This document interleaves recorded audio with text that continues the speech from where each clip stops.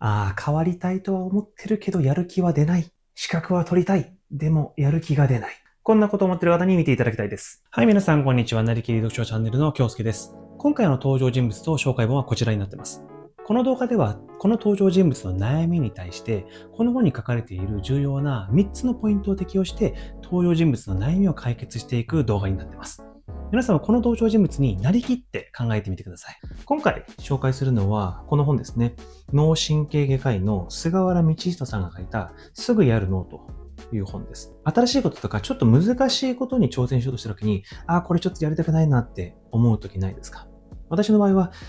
なんか資格の取ろうと思って参考書を買うまではするんですけど、そこからなかなか参考書を読むことができないとか、そういうことはありますね。皆さんもおそらくそういう体験をしたことは一度はあると思うんですよね。で、こういうのって実は脳としては当たり前なんですよね。脳っていうのはエネルギーをなるべく節約したいと思ってるんで、なるべく使いたくないというふうな作りになってるんですよ。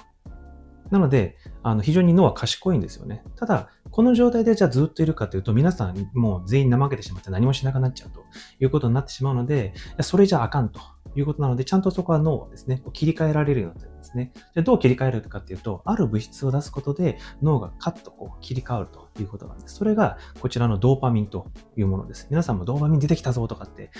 いう言葉使ったことあると思うんですよね。まさにこのドーパミンなんですよね。ただ日本人ってこの遺伝的にこのドーパミンを出しにくい傾向があると言われてるんですよ。具体的に言うとそのドーパミンを受ける脳の受容体の働きが弱いとかっていうのがあるんですけど、他の国に比べて新しいことに挑戦しようというふうな時に踏みとどまってしまうことが多いんです。例えば失敗したくないとか、他の人に迷惑かけないというふうな気持ちが強くなって、ドーパミンがちゃんと出ないっていうことがあるんです。なので日本人だからこそ、私たちは意識的にこのドーパミンをどういうふうに出すかっていうメカニズムを知って、ちゃんとそれをですね、管理しなきゃいけない、コントロールして出せるようにしなきゃいけないっていうことなんですよね。ただじゃあ、一気にですね、ドーパミンドバドバーって出せばいいかというと、実はそういうわけじゃないんです。それは結構危険なことなんですよね。なので、ドーパミンは定期的に一定の量が出るような仕組みっていうのを作ってあげることが大事なんです。例えばこの長い距離のマラソンを走るときに、いきなりエンジン全開で用意スタートっていうときにいきなりダッシュする人とかいるじゃないですか。でそういう人って大抵疲れてへばっていきますよね。そういう風な走り方するとダメなように、脳でも同じようなことなんですよね。なので定期的にドーパミンを出してあげて、やる気を持続させてあげるってことが重要ですよというふうにこの本にも書いてあるんです。で、ここで一つ例を出すんですけど、一度に大量の量の勉強をしようとしたことあると思うんですよね。その時って終わった後どうですかね？もうつまんなかったとか、もう二度とやりたくねえよっていうことになってません？それってドーパミンが全然このメカニズムで出てないからなんです。勉強イコールドーパミン出ない。ドーパミンが出ないイコールやる気出ないっていうので、もう勉強イコールやる気出ないっていう風なサイクルができてしまってるんですね。なので、勉強っていうのは少しずつ続けた方がいいって言われてるのはこういうことなんですね。じゃあ、少しずつ勉強するだけでいいんですかっていうと、そういうわけではなくて、勉強を少しやった後に自分を褒めてあげる。ちゃんとできたねっていうふうに褒めてあげるっていうことが実は重要なんです。これによってドーパミンがまた少し出て、で、このドーパミンによってまた勉強がしたいなっていう、こういうサイクルが生まれるっていうことなんですよね。じゃあ今回のこの登場人物紹介したいと思います。30歳の男性、純也さんですね。会社生活6年目の方で、そろそろスキルアップした方がいいかなというふうに考えてるんです。で、何か資格を取ろうとしてるんですよね。で、インターネットでカチャカチャ検索すると、どの資格も難しそうだなとかいうことになっちゃって、結局もう少しキャリア上げてから、やるかとか、じゃあ今ちょっとやめといて資格の勉強やめとこうというふうに思ってしまうんですよね。なので仕事が終わった後は結局家に帰って一人でゲームをして没頭しているというような状態になってしまってるんです。ただ、純也さんですね、真面目なんで何かしら自分が変化が必要だということは奥底で感じてるんですけど、どうしてもやる気が出てこないんで、新しいことがちょっとできないなというふうに思ってるんです。あと、新しいこと何かしようとすると、失敗して人に笑われるんじゃないかとか、なんか周囲の目が過剰に気になってしまうんですよね。あと、この純也さんはですね、物事に取り組むときに、しっかり準備してからと、よし、準備していくぞっていうふうに考えるタイプなんで、見切り発車で用意ドンっていうことはしない。無計画なことはするのが嫌いなんですよね。結果的に彼はですね、変わり映えない日々を送っていて、現状を変えたいっていうふうな気持ちはあるんですけど、行動は変えられないっていう、この狭間にいるという、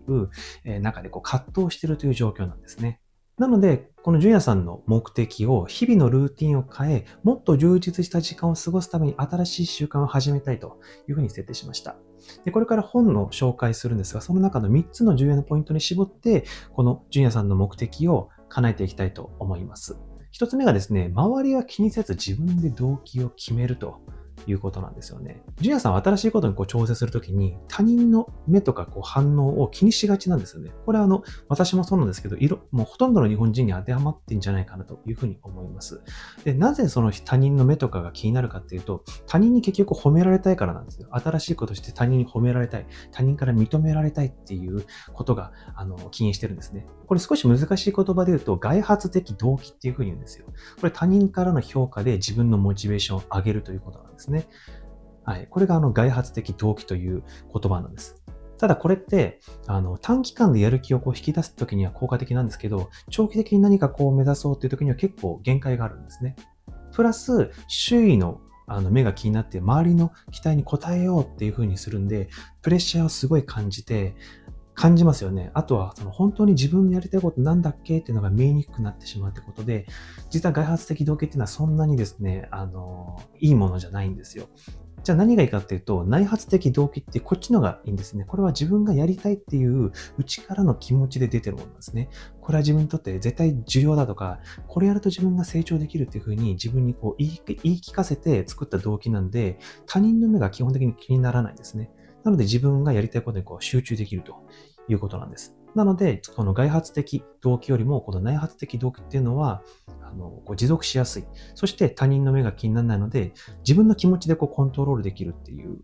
長所があるんです。なので、まずはこの内発的動機っていうのを見つけてあげることで、自然とやる気を維持しやすくなるということがあります。二つ目のポイントいきますと、スモールステップで行動を始めるということです。何か新しいことを始めようとしたときに皆さんもう、てっぺん目指そうというふうにいきなり目標を立ててそれを登ろうとするんですよね。非常にいいことだと思うんですけど、それすると、もう途中のところで、もう疲れた、やる気でもう無理だと、もう登れないっていうふうになって挫折してしまうということがあるわけです。で、ジュニアさんももちろんその一人なんですね。最初資格取ろうとかっていうふうに大きな目標を目指すんですけど、そこで結局疲れ、ちょっと山高そうだなっていうので諦めちゃうということなんです。なので、重要なのは大きなゴールを目指すんじゃなくて、この小さな目標を設定して、そこまで到達しようっていうふうに感じることが大事なんです。で、設定することだけじゃなくて、そこを少し登ったら喜びを感じるようにするというのが重要なんですよね。で、こういうふうにすることによって、少し登った、よし、褒める、ドーパミンが出る。そしてもう一回登った、またドーパミンが出るっていうふうにすると、ちゃんと脳はですね、各ステップで快楽を得るので、また続けて登ろうっていうふうに気持ちになるんですよ。で、これ資格の話で言えば、もちろん大きな目標は、資格に受かるってことなんですけど、そこをいきなり目指すんじゃなくて、今日はこのトピックを一つ理解しようとか、今日この書を読んでみようかなっていう風にスモールステップでやっていくんです。で、この具体的なステップが達成したら自分を褒めるんです。よくやったと。そうすることによってドーパミンが出ます。で、次のまたステップにやっていこうという風に、だんだんと、クリアしていくように。で、気づくと、もうその目標まで到達してるっていう、こういうのがですね、ベストな状態なんですよね。なので、スモールステップでやっていくってすごい目標を達成するためにすごい重要なことなんです。じゃあ次3つ目いきますね。3つ目は完璧主義を手放して見切り発車を恐れないということなんです。ジュニアさんはですね、完璧主義なところがあるんで、準備不足のまま行動することを嫌うんですよね。で、この完璧主義っていうのは、人間的にすごいいいことな感じもいいことだと思いますけど、もうこういうですね、何か目標を目指した時には完璧を求める必要はないんです。まずは試してみることが非常に重要なんですよね。で、見切り反射するとどういうことができるかっていうと、次の課題が出てくるんですね。でもこれでいいんです。次の課題を出すためにやってるんです。で、この時に見切り発車した時にまず自分をまず褒めてあげてください。よくやったと。そうすると次課題を見つけたいっていうモチベーションになるんで、その後課題を、見つけてください。で、見つけると、また自分を褒めてください。課題よく見つけたねっていうふうに自分を褒めてあげるんですね。で、それできるとどうなるかっていうと、次に課題をじゃあクリアしようっていうモチベーションになります。で、次課題クリアする、褒める。で、次のまた課題見つけるっていう風にサイクルでやっていくと、自然と目標に近づいていってるっていうことなんですよね。これもスモールステップに似たような考え方だと思うんですけど、最初の見切り発車っていうのがすごい重要なんですよね。で、見切り発車って何かっていうと、この初めにですね、ドーパミンを出すために、非常に重要なんです。で、バイクで言えば、エンジンをかけて最初に発進するのが見切り発車なんですよね。このエンジンをかけて最初に発射するっていうのがみんなできないんで、走ることが、目標に向かって走り出す前に止まってしまうっていうことなんです。なので、まずはエンジンをかけてスタートするってことが大事なんですよ。で、こういうことのように新しいことに取り組んだりとか、何か行動を起こすときに、当然エネルギーは必要なんですよね。なんですけど、この大きな山を登るためのエネルギーをいきなり備えていなければいけないかっていうと、そういうわけではない。登山の時にはちょっと大変かもしれないですけど、何か目標を達成するとか、勉強とかの時は、エネルギーはそんなに最初必要ないんです。最初の着火だけでいいんですよね。着火のエネルギーだけでいいんです。で、じゃあどこでエネルギー出すかというと、小刻みにその時々で出していけばいいんです。で、それで大きな山を登ればいいと。で、その時のエネルギー源は何だったかというと、今説明したドーパミンということなんですよね。なので今回説明したこの3つのポイントはどれもドーパミンを効率よく出すための方法になっているので、これらをうまく使うと、皆さん何かチャレンジするときに、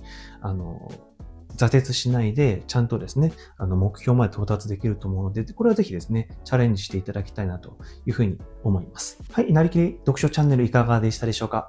今回の動画の内容に共感できた方は、いいねボタンを押してもらえると嬉しいです。コメント欄を使ってお悩みをご記載いただければ、今後の動画配信のテーマにもしたいと考えているので、ぜひよろしくお願いいたします。このチャンネルの動画きっかけで解決のヒントにしてもらえると、私にとっても何よりも嬉しいので、ぜひですね、チャンネル登録をしていただいて、いつでも見れるようにしていただけるとお役に立てると思いますので、よろしくお願いいたします。それではまた会いましょう。